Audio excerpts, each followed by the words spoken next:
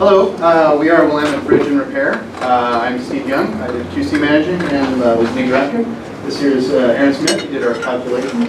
Alvedic Glosser was our facility design, and our project manager is Jim Barnhart. So our project is the Hawthorne Bridge Trunnion repair. As most of you are probably aware, the Hawthorne Bridge is the green truss bridge that crosses the Willamette River at Hawthorne Boulevard. Whoops, wrong one. Come on. Oh no. There we go. That's what I was looking for. It's a vertical lift bridge, and it's the oldest vertical lift bridge still in operation in the United States. Our client, Multnomah County Bridge Office, maintains and operates this bridge along with several others along the river, and they have tasked us with designing a solution to an issue in the lifting mechanism. So, as I said, this is a vertical lift bridge, and there are two lift towers that support the bridge span here and the counterweights.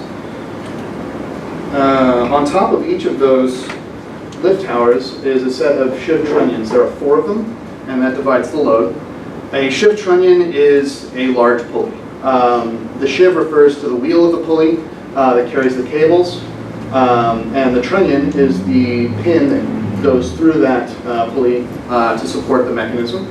This is a close-up of the trunnion, and you can see that it is set in a bearing case. That bearing operates like a bike hub or a skateboard bearing, only much larger, and allows the shift trunnion to rotate when the bridge is in operation. And there's a quick mock-up I did in SketchUp of a shift trunnion so that you can see that it is in fact a large pulley. So the issue that we're dealing with is that the steel member that the bearing case is mounted to, which is mounted to the tower, has deflected over time under the load, and that means that the bearing cases are no longer sitting level. This is an issue because the trunnions that sit in the bearing cases are not making uniform contact across those bearings, and that results in a non-uniform load. So this is what we would like to see and what it was designed for. This here is typical of the types of loading that we're getting under these conditions now. And this is an issue because the trunnions were designed for this uniform loading, and the fatigue life calculations that were done are dependent on this. With a non-uniform load, the fatigue life for these trunnions is significantly reduced, and that means that the life of the bridge is reduced. The operational life of the bridge can be reduced. This is a major factor in this portion of the trunnion here, the transition radius, where the trunnion reduces in diameter from the shiv and goes into the bearing case here. So illustration there. So this is where stress concentrations will develop, and if there's any fatigue cracking, this is where we would expect to see it, is in these areas here. The bridge office has been conducting inspections biannually. They're looking for evidence of any stress cracking, and so far have not found any, which is good. However, this is an issue that does need to be addressed, and probably sooner rather than later. So our group has designed a solution that will increase the fatigue life of the trunnions. And we've done this with our stakeholders in mind. Those, in this case, would be the Multnomah County taxpayer, bridge traffic, buses, cars, bikes, pedestrians that cross the bridge on a daily basis. Shipping traffic is an extremely important stakeholder, as they have right-of-way on the river and they need the bridge to operate. And for the same reason, the Coast Guard. So, to talk about our design considerations and our alternatives, I will turn it over to Aaron. Thank you, Steve.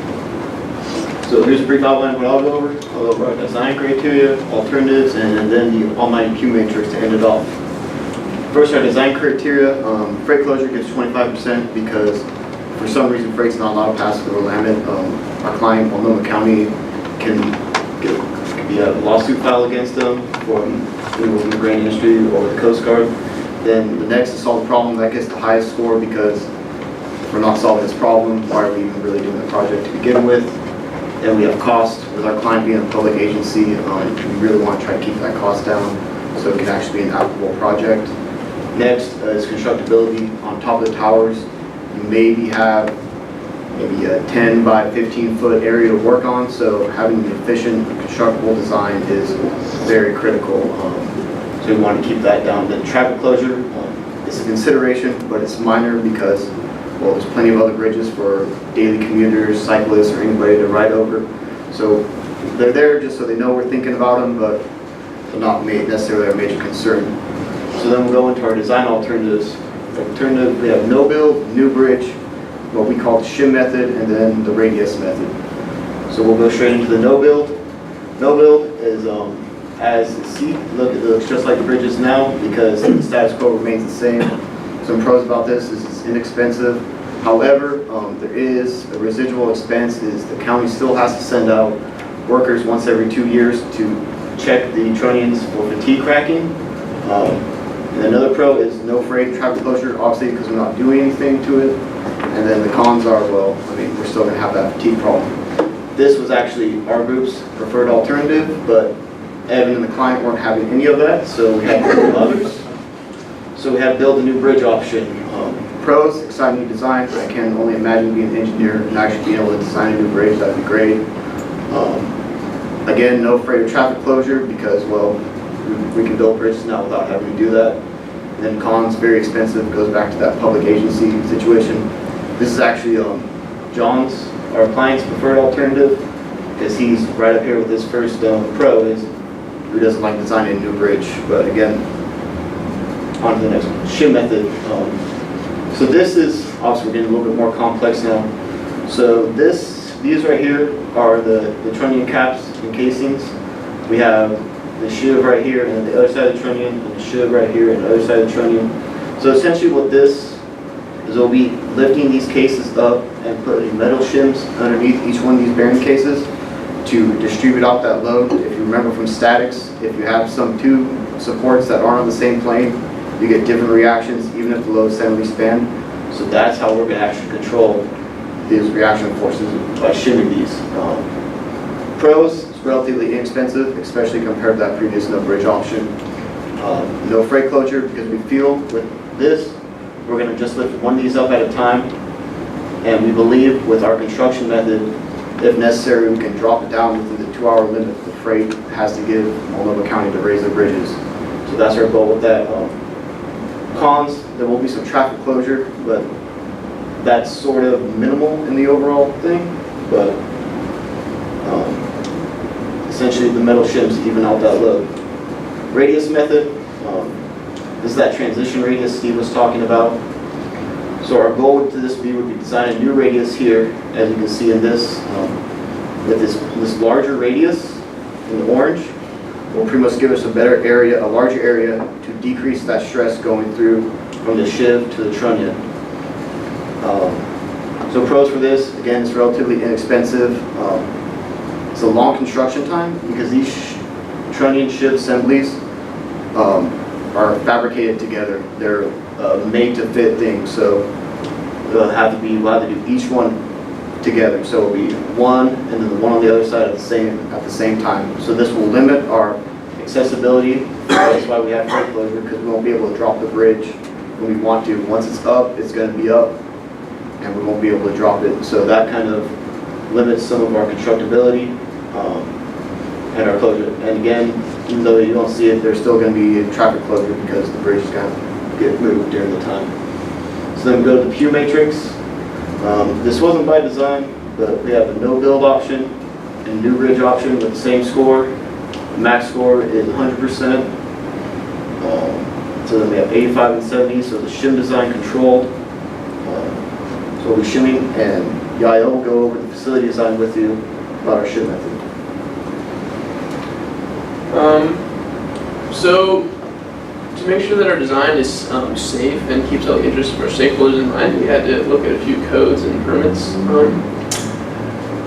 To lift the bearing cases, we're going to be using a jacking system supported by steel frame. So we will be using the AIC Steel Construction Manual, focusing on design of flexural members, compression members, and bolted connections. We also use the AASHTO LRFD movable highway bridge design specifications and the AASHTO LRFD bridge design specifications. If there's any lowering of the freight closure of some sort, then we have to contact the Coast Guard and get a bridge permit. And if there's any traffic closure, then we have to contact the city and let them know. So before we made the design, we had to make sure that the geometry on top of the towers would work. There is 4 shiv trunnion assemblies on each tower. The shivs are 9.5 feet in diameter, which means there's very limited working space. So we had to consider that when we were making our design. Our design is going to be made out of supports, 4 100-ton jacks, and a W14 by 109 steel crossbeam.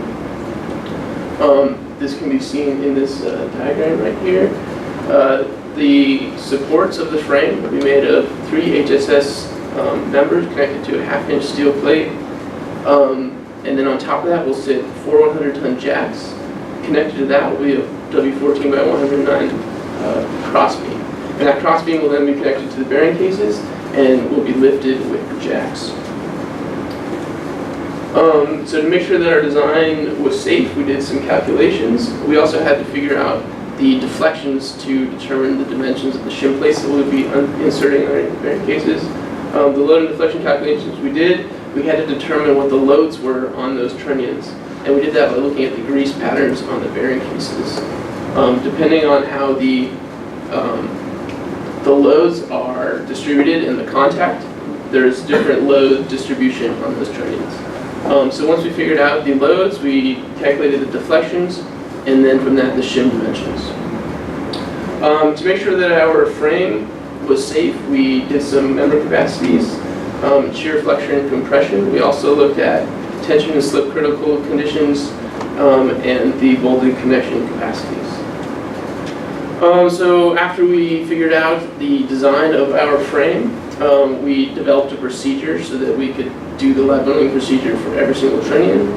First, we'd have to uninstall the rivets that were existing on the tower, and then after that we would connect the frame to the support column with anchor rods, and then we would lift the bearing cases and then insert the shims until level.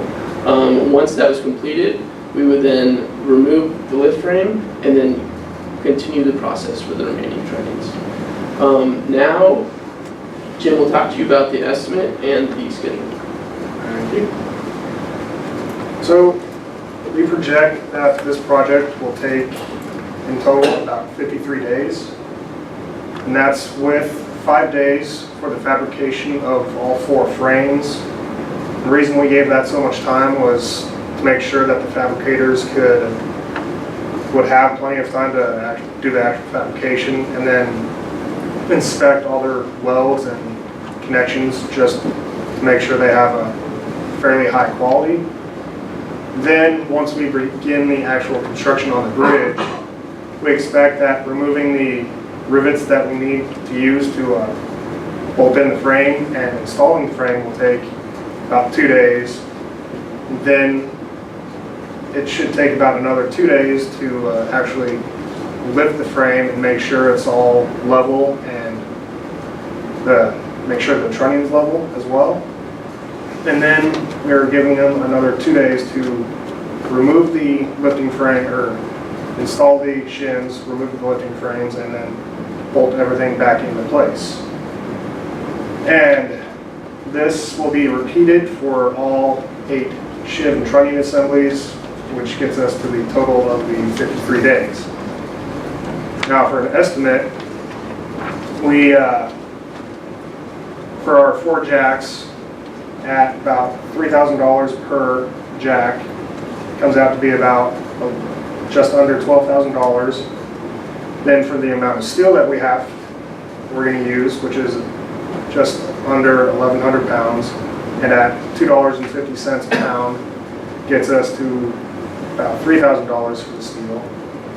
And then for our bolts and threaded rod and nuts and hardware, we sent a quote to Portland Bolt and Manufacturing to get a quote from them, and they gave us what you see here for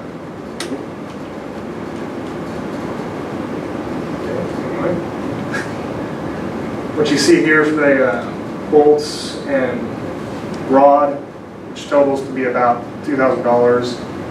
Then for labor, we project that it'll take 3 iron workers for those 48 days of construction. It'll be just over 1,100 man hours, and with the iron workers charging the county at $73 an hour, gives us just over $120,000 or $84,000, which gets us a total of $100,000, or should be $120,000. But in total, the project should cost us about $120,000. And in summary, we had to come up with a design to relieve that stress in the trunnions that Steve was talking about. So we came up with the lifting frame that Yael described, came up with that process that should take about 53 days and cost about $120,000. And our recommendations for the county are to, since they're a public entity, to continue with their inspection until they either find the fatigue cracking in the trunnions or they have the funds available to perform this work. Thanks for your time, and are there any questions?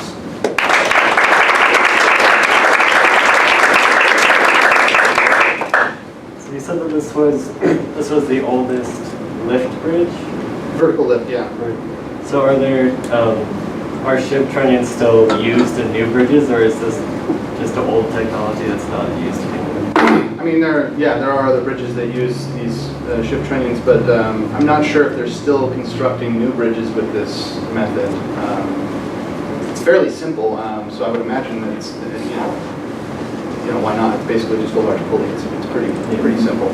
But I don't know of any specifically that are being constructed currently or recently. And more of the recent center span lifting bridges, very wisely, they put pins out to support the counterweight. So if you ever do any construction on the bridge, you don't have to hoist the bridge span and the counterweight, which obviously must have not made great sense 100 years ago.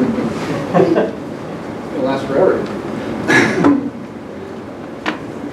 Did they let you go up and see the trunnions? Oh, yeah. Okay. Well, Land Bridge and Repair is written on the tower.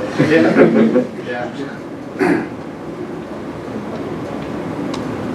Anybody else? Questions? Thanks, guys. Thanks. Yeah,